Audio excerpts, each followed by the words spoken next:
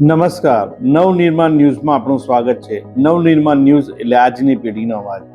આણંદ જિલ્લાના ખંભાત શહેરના બીડી Rao college campus ખાતે નમોત્સવની ભવ્ય અને ઐતિહાસિક ઉજવણી કરવામાં આવી હતી। આયોજિત આ ભવ્ય કાર્યક્રમમાં વડાપ્રધાન નરેન્દ્ર મોદીના બાળપણથી લઈને દેશ સેવા સુધીની પ્રેરણાદાયક સફરને કલાકારો દ્વારા સ્ટેજ પર જીવંત બનાવવામાં આવી હતી।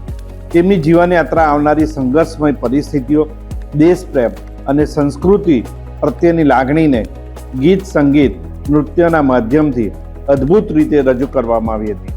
આ કાર્યક્રમમાં આધુનિક ટેકનોલોજીનો વિશેષ ઉપયોગ કરવામાં આવ્યો હતો, જેમાં ડ્રોન કેમેરાની મદદથી આકાશમાં અદ્ભુત કલાકૃતિઓનું પ્રદર્શન કરવામાં આવ્યું હતું।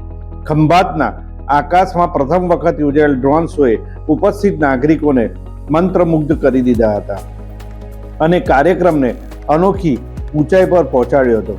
ખંભાત, પેટલા અને સોજિત્રા તાલુકાને આવરી લઈને નમોત્સવ પ્રોગ્રામનું આયોજન કરવામાં આવ્યું હતું। જિલ્લા ભાજપ પ્રમુખ સંજયભાઈ પટેલ, રાજ્યકક્ષા મંત્રી કમલેશભાઈ પટેલ, ચિરાગભાઈ પટેલ ખંભાત ધારાસભ્ય, વિપુલભાઈ પટેલ સોજિત્રા ધારાસભ્ય હાજરીમાં યોજાયેલા આ કાર્યક્રમમાં પ્રસિદ્ધ લોક સાહિત્ય કલાકાર અને હાસ્ય કલાકાર સાઈરામ દવેએ પોતાની લગભગ 150 કલાકારોની ટીમ સાથે જીવંત પ્રદર્શન આપી સમગ્ર વાતાવરણને દેશભક્તિથી રંગી દીધું હતું। આ પ્રસંગે આણંદ જિલ્લા ભાજપના હોદ્દેદારો, મંત્રીઓ અને તાલુકા હોદ્દેદારો, મંત્રીઓ અને મોટી સંખ્યામાં કાર્યકર્તાઓ તેમજ નાગરિકો ઉપસ્થિત રહ્યા હતા। તેમની ઉપસ્થિતિએ કાર્યક્રમને વિશેષ ગૌરવ અપાવ્યું હતું।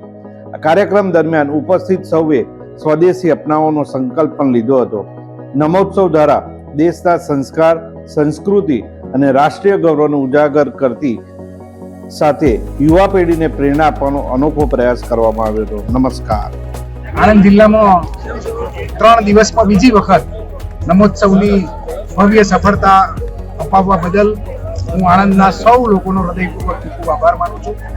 પ્રધાનમંત્રી શ્રી મોદી સાહેબનું આખું જીવન ચરિત્ર, એમના બાળપણથી શરૂ કરીને વૈશ્વિક નેતા બનવા સુધીની સફર આજે લોકોએ જોઈ છે, ખૂબ ઉત્સાહપૂર્વક સામેલ થયા છે અને આખો કાર્યક્રમ ભવ્યાથી ભવ્ય જે રજૂ થયો એનો આનંદ તમામ લોકોએ માણ્યો છે।